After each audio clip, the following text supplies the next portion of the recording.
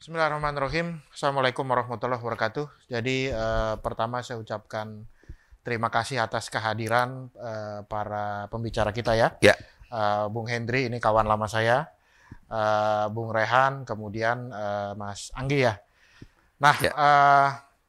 memang kalau kita bicara tentang pemuda dan pemilu, nah ini memang menjadi salah satu topik yang menarik. Kenapa? Karena memang baru pada saat inilah kita bisa melihat jumlah pemilih muda itu mencapai angka yang sangat besar.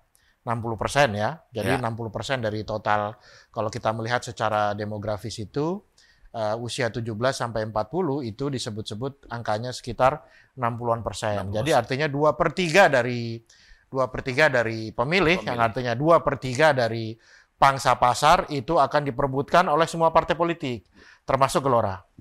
Nah, pada kesempatan kali ini mungkin ada sebagai pengantar ada beberapa slide begitu ya. Ini hasil riset dari yang kami lakukan. Begitu ya. Tentu nanti ini Mas Hendri, Bang Hendri bisa memperkaya begitu ya. Mas Anggi juga bisa memperkaya. Kira-kira sebenarnya apa sih yang sedang difikirkan oleh para pemilih begitu ya. Bisa ditampilkan di layar, Pak?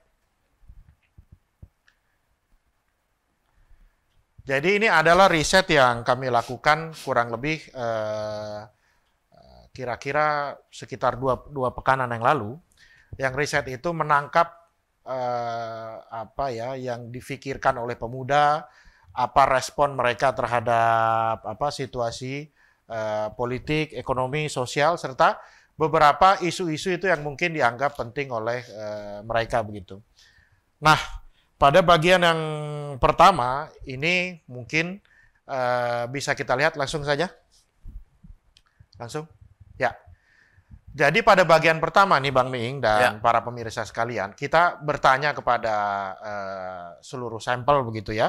Kira-kira menurut Anda apa sih yang harus diperbaiki oleh pemerintahan pada saat ini begitu ya.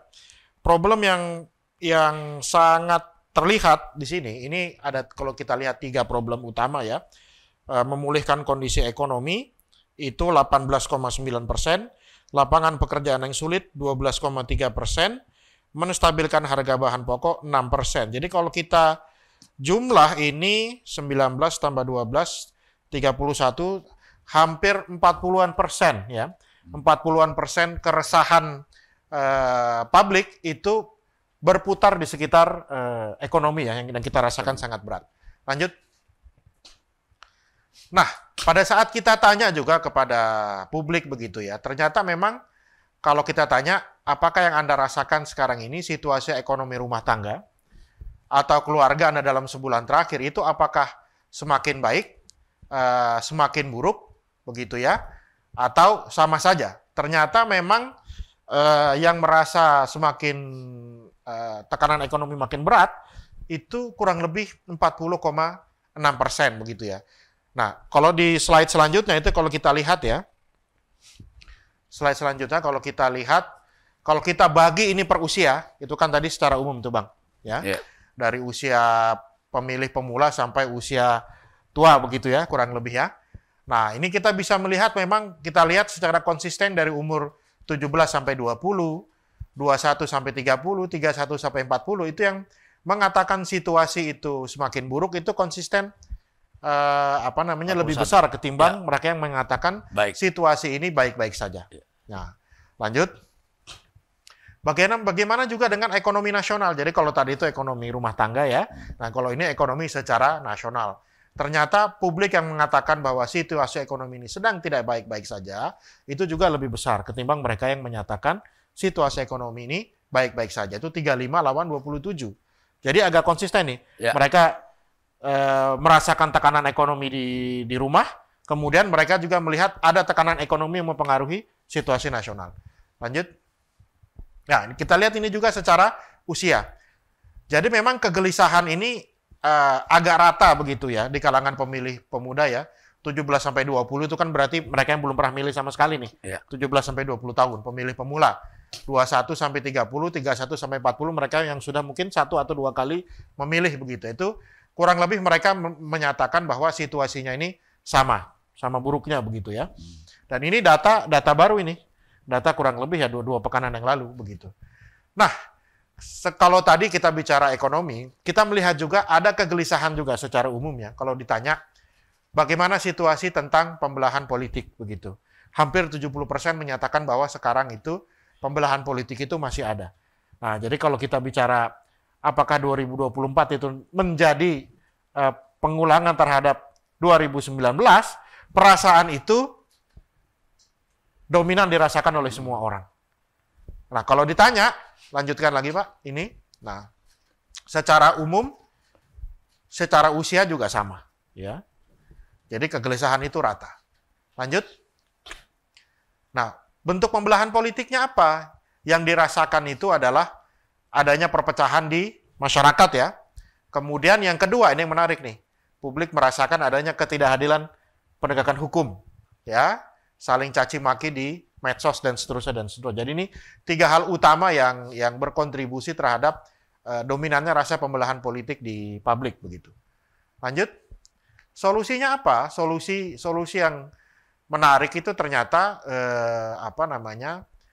kalau kita melihat pembelahan politik itu cenderung dengan adanya saling serang atau saling sindir antara beberapa kubu, tetapi publik merasakan bahwa solusi yang diharapkan itu adalah adanya penegakan hukum yang adil, begitu ya. Jadi ini agak terasa sekali ya, mungkin banyaknya kasus-kasus yang menarik perhatian publik dari satu kasus ke kasus yang lainnya, begitu itu menciderai perasaan publik begitu. Lanjut. Nah, tetapi kita bisa melihat juga bahwa ternyata publik ini sebenarnya relatif optimis ya dengan situasi ke depan. Mereka mengatakan bahwa pemilu 2024 itu diharapkan begitu ya membawa perubahan atau perbaikan bagi Indonesia. Lanjut. Nah, ini secara merata di semua usia. Lanjut. Nah, bagaimana dengan sistem pemilu? Ini kan lagi rame nih. Antara terbuka, tertutup, setengah terbuka, setengah tertutup begitu Bang ya. Nah, ternyata yang dipikirkan oleh publik itu, kita lihat hampir mayoritas publik begitu ya, merasa bahwa lebih baik memilih anggota legislatif itu dengan proporsional terbuka. Jadi ya partainya bisa dipilih, anggota legislatifnya juga bisa dipilih secara langsung. Jadi bukan tertutup, kalau tertutup itu kan hanya partainya saja. Nah ini secara mayoritas ya hampir 75% ini kan berarti banyak sekali begitu. Supaya nggak beli kucing dalam karung. Ya 75 lawan 15 ini kan luar biasa sekali ini ya. Lanjut. Nah bisa kita lihat dominasinya begitu. Terus. Nah, bagaimana juga penundaan pemilu nih? Hampir setiap hari ini sekarang kita ya disuguhi dengan klarifikasi. Ya, disuguhi dengan klarifikasi pemilu jadi enggak begitu ya. Nah, yang jelas perasaan publik itu menyatakan bahwa 76,2% menginginkan pemilu 2024 itu tidak ditunda. Dilaksanakan sesuai dengan jadwal. 76 ya? 76% begitu ya. Lanjut. Nah, lihat aja dari sisi usia juga sama begitu ya. Nah, lanjut. Kenapa publik itu tidak setuju pemilu ditunda? Karena mereka menginginkan adanya perubahan begitu ya. Kemudian sudah saatnya harus ganti pemimpin ya sesuai jadwal itu paling termasuk alasan yang paling dominan begitu. Kenapa pemilu tidak setuju untuk ditunda? Lanjut. Harapannya apa? Nah, jadi ini sebagai sebagai penutup begitu, harapan yang dimiliki oleh sebagian besar masyarakat Indonesia ini adalah satu, masyarakat yang makmur, kedua, Indonesia lebih maju daripada negara yang lain, yang ketiga, penegakan hukum yang adil.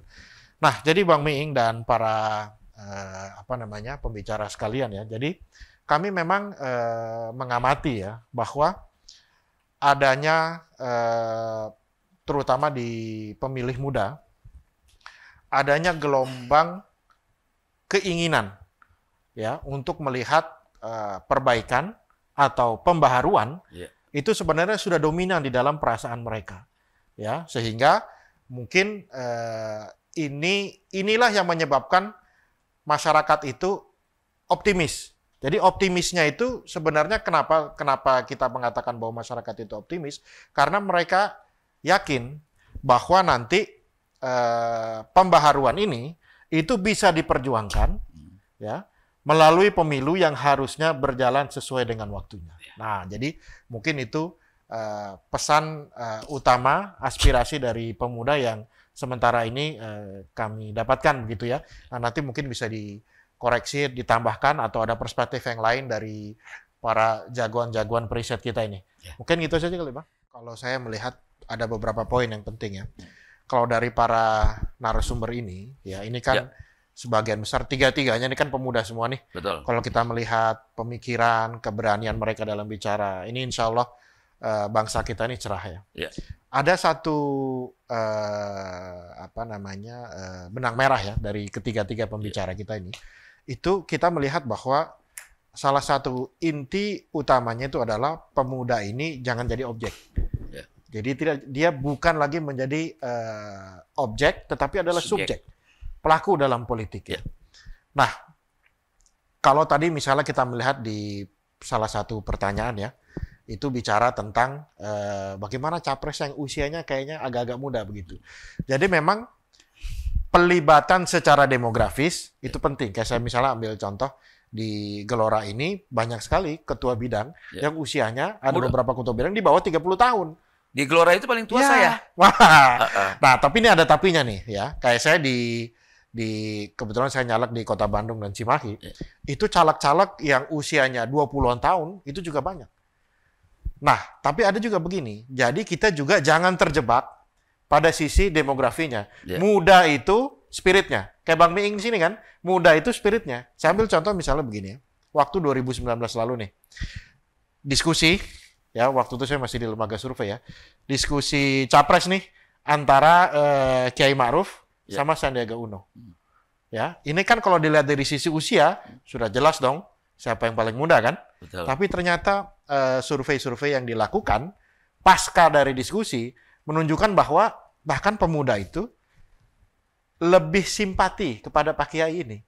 Kenapa? Karena dari sisi usianya itu ternyata lebih determinatif gitu ya menghadapi Pak Sandi. Nah, jadi istilahnya dari sisi lebih banyak tawadu. Jadi jangan dilihat bahwa kalau kita melihat memperjuangkan generasi muda berarti harus usia 50 tahun ke atas dieliminasi. Nah, itu nggak begitu juga, tapi semangatnya itu yang penting. Poin kedua menurut saya adalah kita melihat juga tadi ya bahwa ada kegelisahan yang itu diungkapkan oleh berbagai survei. Ya, survei yang kita lakukan, surveinya Bang Hendri, surveinya Mas Anggi, kemudian pengamatan yang dilakukan oleh Bung Rehan ya. Jadi bahwa ini ada kegelisahan yang nyata, mulai kegelisahannya itu sifatnya pragmatis, begitu ya, susah cari kerja, susah uang, susah beli rumah, begitu, susah segalanya. Yang tekanan itu kan terasa nih. Sampai kekhawatiran bahwa memang sekarang ini kita diancam oleh sesuatu yang sifatnya lebih besar, eksistensial. Ya, ada perang, ada pandemi, ada krisis global, segala macam. Nah, kalau tadi ditanya apa yang kita lakukan, sebenarnya karena kita gelisah terhadap situasi itulah kita buat partai, ya kan? Kalau bahasa Bang Miing ini kan situasi kita ini gini-gini aja begitu ya. Kita ini penghasil minyak sawit terbesar di dunia, minyak gorengnya pernah langka dan sampai sekarang mahal. Kita ini negara agraris, tapi beras sekarang ini harganya naik terus. Jadi situasi-situasi yang gini-gini aja ini, begitu ya, yang mendorong bahwa kita ini akhirnya solusinya adalah politik. Penghasil batu bara tapi listriknya mahal. Itu dia makanya begitu ya, penghasil bauksit, timah segala macam. Nah, itu poin kedua ya. Nah, poin ketiga menurut saya tadi di situ disebutkan juga bahwa tadi ada statement dari penanya ya bahwa memang politik ruwet. Tapi 2024 mereka akan tetap milih. Nah, inilah tadi yang kita lihat ya dari survei juga yang menyatakan bahwa mereka ini ada tekanan yang dirasakan oleh publik secara langsung, termasuk oleh pemuda. Tapi mereka tetap optimis. Kenapa? Karena ada kanalnya untuk perubahan. Itu namanya pemilu. Ya, ada calon-calonnya, itu namanya partai baru, di antaranya Partai Gelora. Nah, Kalau ternyata yang kita lihat ya, akhir-akhir ini bahwa situasi dan kanal itu ditutup dengan isu-isu yang tidak bertanggung jawab, isu penundaan, perpanjangan, dan lain sebagainya. Tadi kalau bahasanya Mas Hendri tadi, itu adalah ada indeks optimisme. Yang saya khawatir itu nanti bukan indeks optimisme, tapi jadi indeks perlawanan. Nah, itu agak bahaya itu nanti ya. Karena dari riset yang saya lakukan, menanggapi situasi-situasi itu, ternyata publik yang menyatakan mereka tidak bisa tinggal diam, ya, mulai dari menyalurkan kegelisahannya lewat petisi online, begitu ya, bahkan sampai turun ke jalan, itu antara 50-60% angkanya.